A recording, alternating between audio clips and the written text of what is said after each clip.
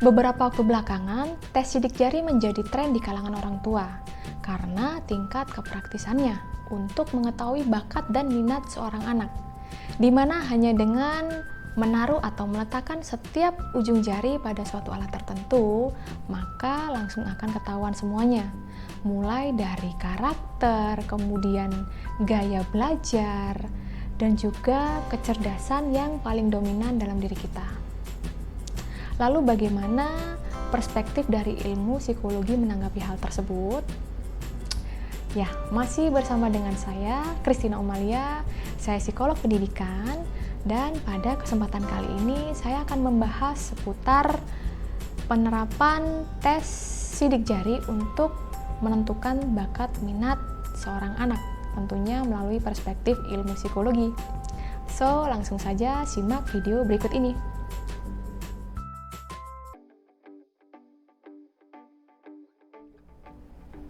Analisa sidik jari adalah sebuah metode untuk mengetahui potensi genetik dari seseorang yang mencakup 9 kecerdasan majemuk, kemudian gaya belajar, gaya bekerja, karakter bawaan, dan lain sebagainya dengan melalui scanning sidik jarinya.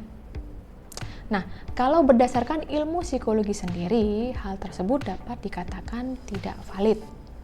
Kenapa?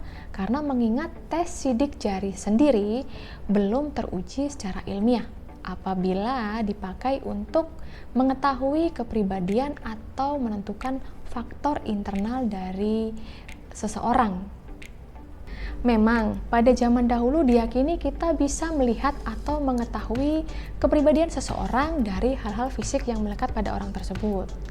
Namun kemudian seiring dengan berkembangnya ilmu psikologi, teori-teori tersebut kemudian mulai tidak digunakan lagi, di mana ilmu psikologi kemudian mulai mengembangkan dan mengupayakan berbagai teknik dan juga metode untuk mengukur berbagai aspek kepribadian seperti intelektual, bakat dan minat seseorang melalui tools atau sarana yang lebih teruji secara ilmiah. Misalkan saja, ketika saya akan menentukan bakat atau minat seseorang atau untuk menentukan jurusan perkuliahan yang tepat bagi seorang anak, maka saya akan melakukan serangkaian proses asesmen dan diagnostik dengan menggunakan metode atau alat yang dapat dipertanggungjawabkan tingkat validitas dan reliabilitasnya.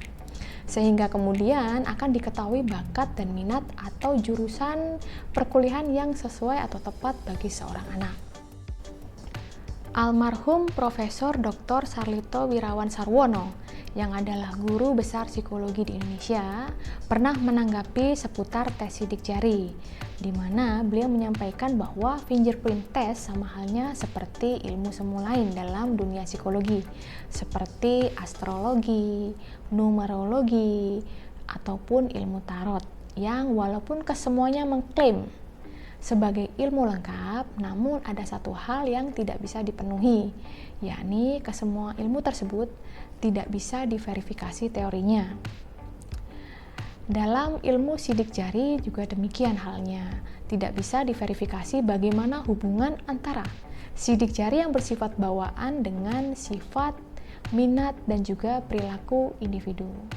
Karena kita tahu bahwa seseorang merupakan hasil dari ratusan variabel seperti faktor sosial, faktor ekonomi, faktor budaya, pendidikan, dan lain sebagainya, yang walaupun juga termasuk faktor bawaan di dalamnya.